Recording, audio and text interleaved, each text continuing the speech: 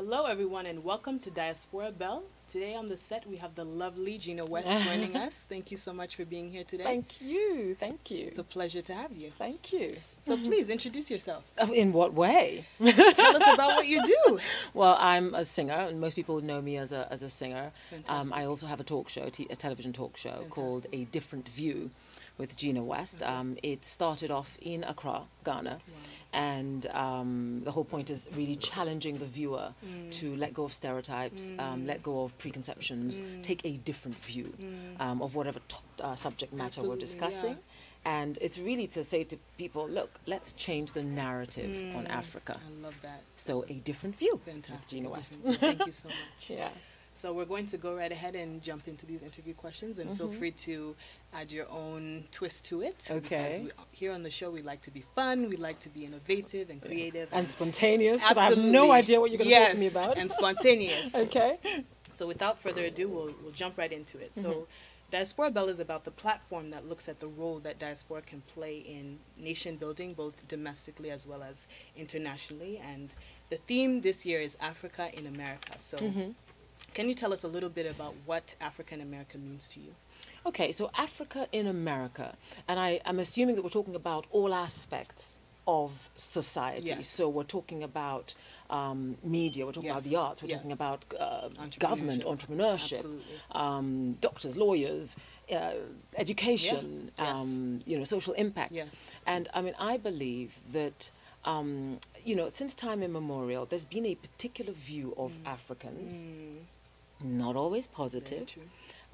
It's you think of Africa, you think of poverty, you think of Africa. Someone said to me earlier, you think of Africa, you think of viruses. Oh dear, I mean that's a new one. Yeah. You think of Africa, and Nigerians in particular, you think, oh, great people, go-getters, but very good at criminal activity too. So there's a lot of conversation about Africa and Africans that is not necessarily positive.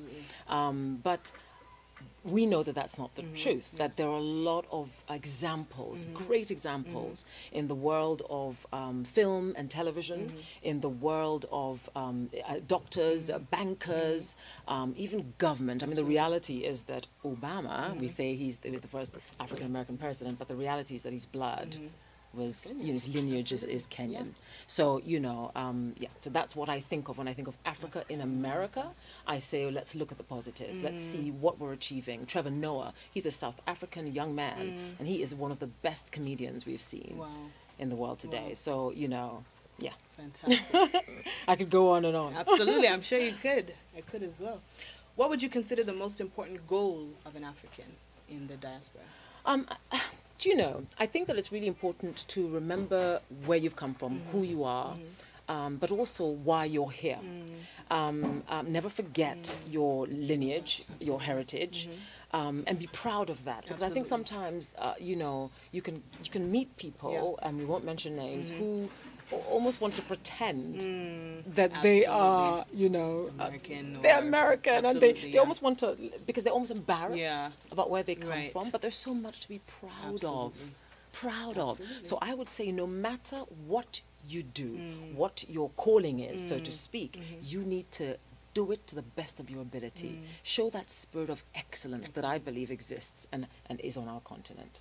Fantastic. Yeah? The world seems to be getting smaller. Yeah. As an artist, how would you advise your younger self as a new diasporan that wants to participate outside of Africa? Okay, so I mean, I'm not a new diasporan. I mean, because I grew up in England, so I've always lived outside of the continent of Africa. But I always went back and forth. And so your question is that how would I advise my younger self about what in particular? How would you advise yourself with the global competition going on, with more and more people entering the marketplace with that influence of, I don't know if you're familiar with the term cultural appropriation. Yeah, so what I would say? I'd say that, back in the day, so as an artist, my field is music, and I think that back in the day, we all wanted, in a sense, to copy Americans, to sound American. I had a little problem with it because I sounded very English, very British. And so I would enunciate my words very properly. And I'd often be told by the producer, no, you need to slur it a little and you need to make it, you know, that kind of stuff, you know. And I'd say to any young African person who's in that in this industry, I'd say, you know what?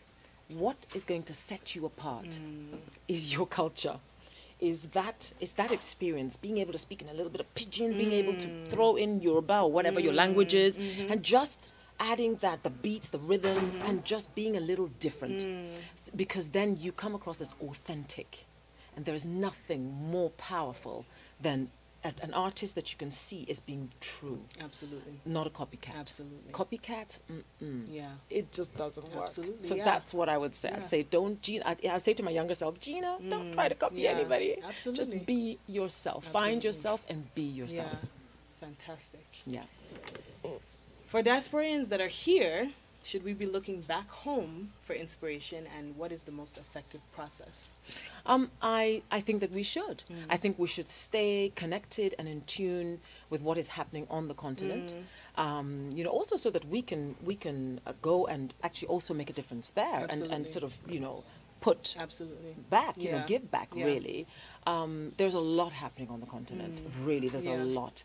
And like you said earlier, the world is so small. It's so small that, you know, that's literally, you know, the crossover is incredible. And I think that the opportunities today are wonderful, wonderful, and we need to take advantage of those. Yeah. And I believe that any country that is not seeing Africa as seeing the potential for investment, for economic growth, for future business is not, they're not looking forward. Absolutely. The future right now is Africa. Absolutely. The future is Africa. Absolutely. And in particular, African women. Yeah. Absolutely. That's another especially conversation. In entrepreneurship. It's phenomenal, actually. Absolutely. I agree. And finally, musicians and artists have had profound impact on polity, and policy.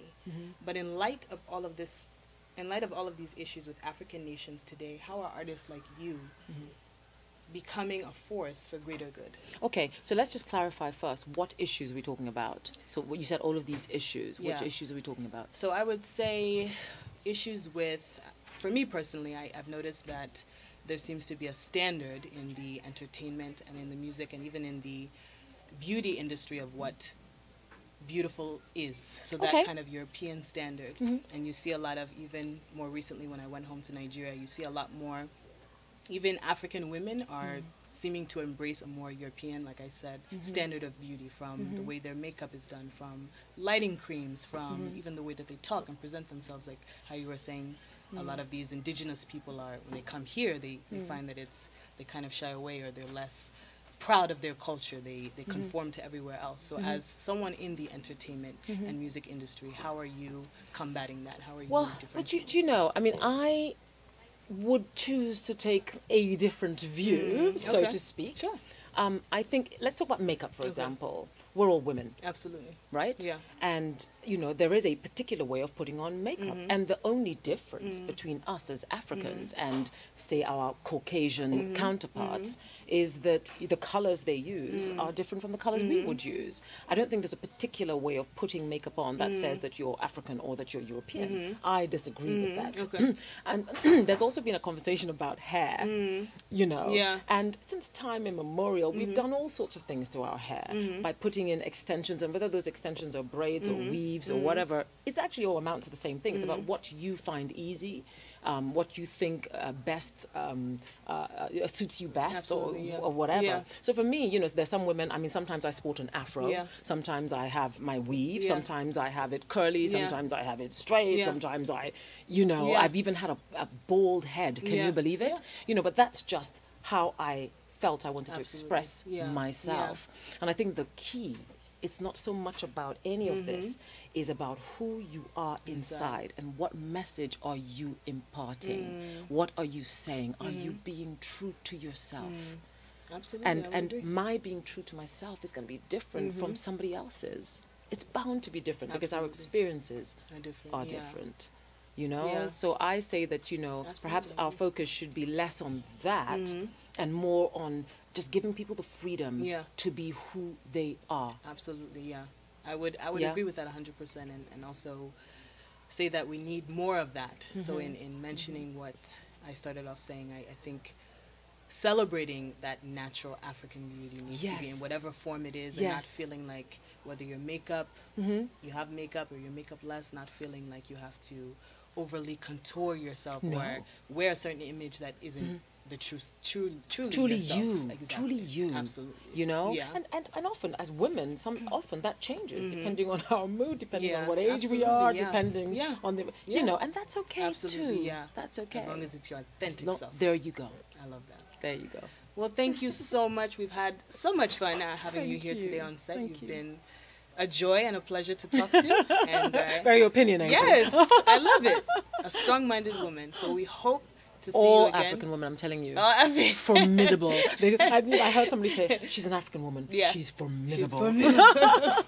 I like the word formidable. Formidable, absolutely. Well, thank you so much for joining us, and we hope to see you again. Thank you. Take care. Thank you.